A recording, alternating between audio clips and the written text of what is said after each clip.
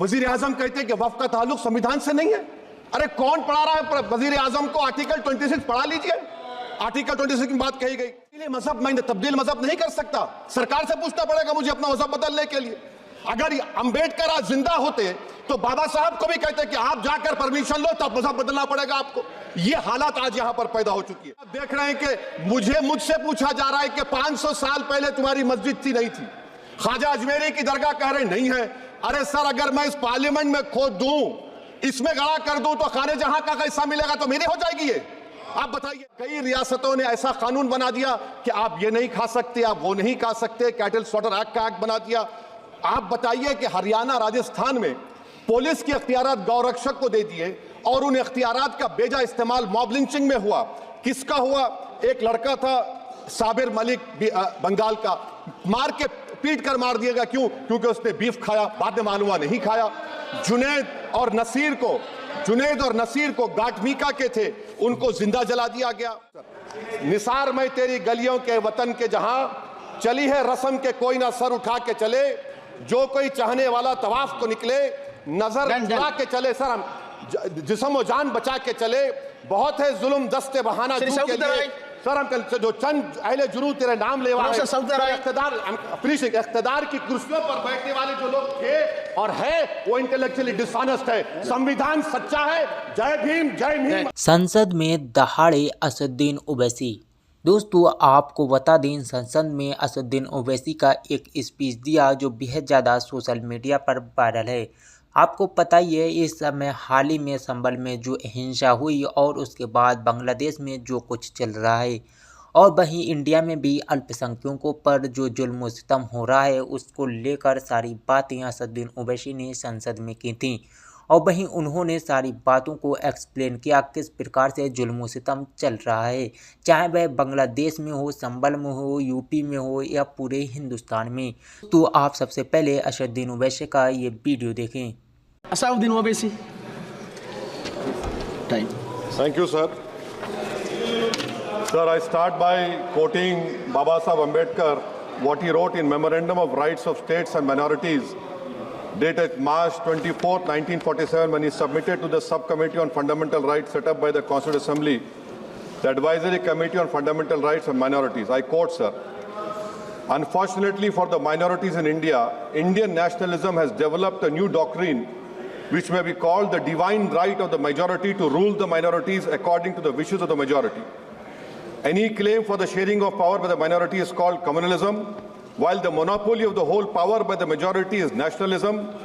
Guided by such political philosophy, the majority is not prepared to allow the minorities to share the political power, nor is it willing to respect any convention made in that behalf, as is evident from the repudiation of the obligation to include representation of the minorities in the cabinet, contained in the instrument of instruction issued to the governors in Government of India Act 1935. Baba Sahib says under these circumstances there is no way left but to have the rights of scheduled castes embodied in the Constitution. This is true now also. I will prove it, sir. In what Baba Sahib said 75 years ago was absolutely right. No one wants the minorities to share power. I'll give you an example, sir. In this August House 75 years ago, when Maulana Azad stood up and said that what safeguards the Muslims have before the partition, those safeguards should be given to the Muslims, that was political representation, reservation. You know what Sardar Patel instructed Mr. Abid Hussain and Begum Ezaz Rasool to censure Maulana Azad. And Maulana Azad felt claustrophobic. And Maulana Azad said that this Constituent Assembly has become a new prison for me. Maulana Azad said this in the Constituent Assembly, sir. Now what we see is that, sir, आप देख रहे हैं कि उसके बाद जो constituencies को बनाया गया असेंबली और पार्लियामेंट की हदबंदी हुई, वो इस तरीके से उसको तरतीब दी गई कि अक्सरती तबके के लोग जीत जाएं और मुस्लिम अक़लियत के लोग कामयाब होने में बड़ी मुश्किलात पेश आए।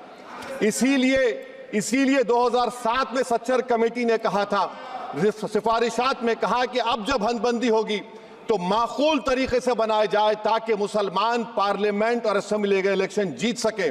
मुझे नहीं मालूम कि अब नए सेंसस के बाद जब हदबंदी होगी तो उसकी सिफारिशात को रखा जाएगा या फिर मार्जिनलाइजेशन जो मुसलमानों का हो रहा है 75 साल से वो चलता रहेगा।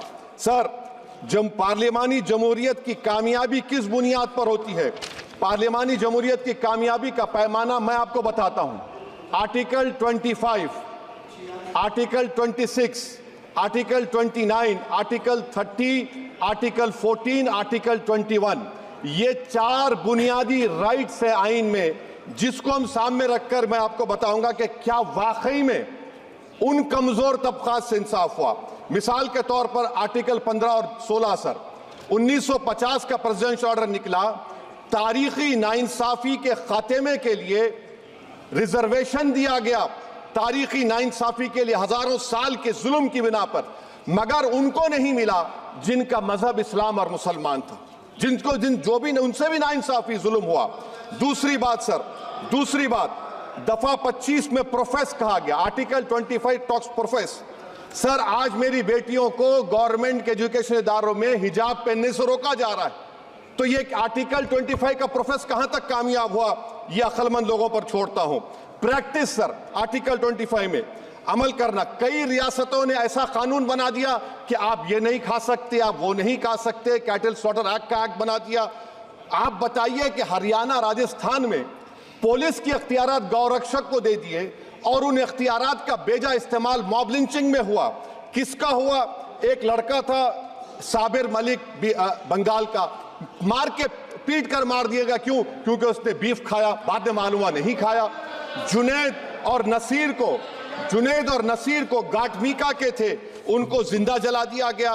सर, फिर प्रोपगेट, आप ये आर्टिकल 25 का 3rd सेक्शन प्रोपगेट, आज आप देख रहे हैं कि मुझसे पूछा जा रहा है कि 500 साल पहले तुम्हारी मस्जिद थी नहीं थी, ख्वाजा अजमेरी की दरगाह कह रहे नहीं है।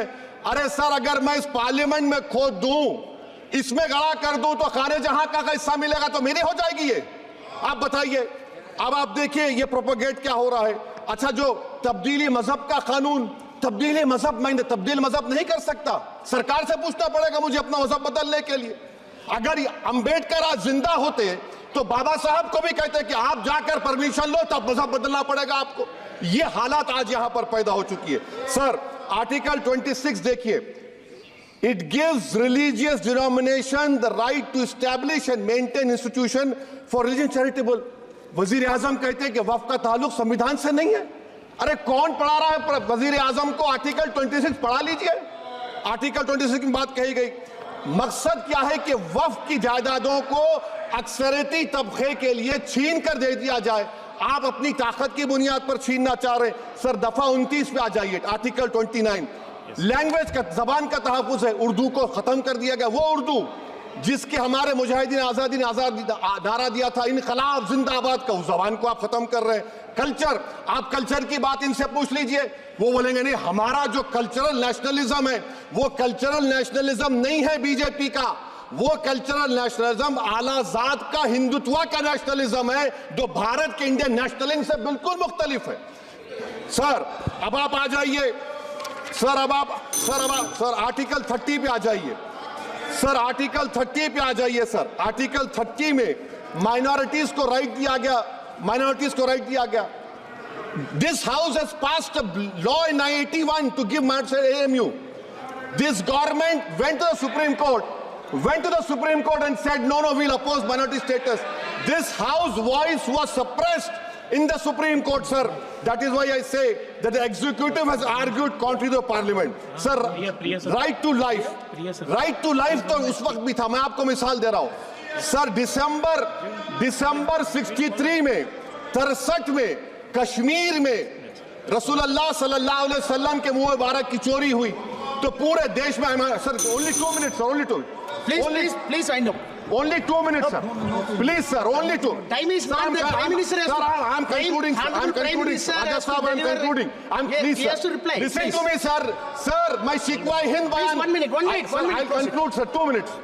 Now, in Article 20, after that in 63, 8 lakh Muslims were pushed into East Pakistan. What has changed? Please tell me. 2013, Muzaffarnagar, 50,000 were shifted. Sir, riots happened. Nelli massacre. Hashimpura, Maliana, Mumbai 93, Ahmedabad 69, Gujarat 2002, 22, Delhi 84, Delhi. Nothing has changed, sir. Lastly, sir. Please. Lastly, sir, on judiciary, sir, on judiciary, sir, I'm concluding. On judiciary, sir, CAA is not being heard. 2 sitting chief ministers get bail, but Stan Swamy died in the prison, sir. That is why I say the institution functioning of Obviously, judiciary please is not conclude. accountability. And lastly, sir, just now Ravi Shankar Prasad had quoted a book. In that book, there's a Tipu Sultan also. Okay. That is sir. I'm concluding by reciting a share. On this I conclude, sir. Nisar में तेरी गलियों के वतन के जहां चली है रस्म के कोई ना सर उठा के चले जो कोई चाहने वाला तवाफ को निकले नजर चुरा के चले सर हम जिस्म व जान बचा के चले बहुत है जुल्म दस्ते बहाना श्री जू के सऊदी लिए सर हम जो चंद अहले जुनू तेरे नाम लेवा है इख्तिदार की कुर्सियों पर बैठने वाले जो लोग थे और है वो इंटेलेक्चुअली डिसऑनेस्ट है संविधान सच्चा है जय भीम तो आप क्या कुछ कहना चाहते हैं असदुद्दीन ओवैसी के इस वीडियो को लेकर और वहीं आपकी क्या राय है कमेंट सेक्शन में बताना ना भूलना। मिलते हैं एक और छोटी सी वीडियो के साथ।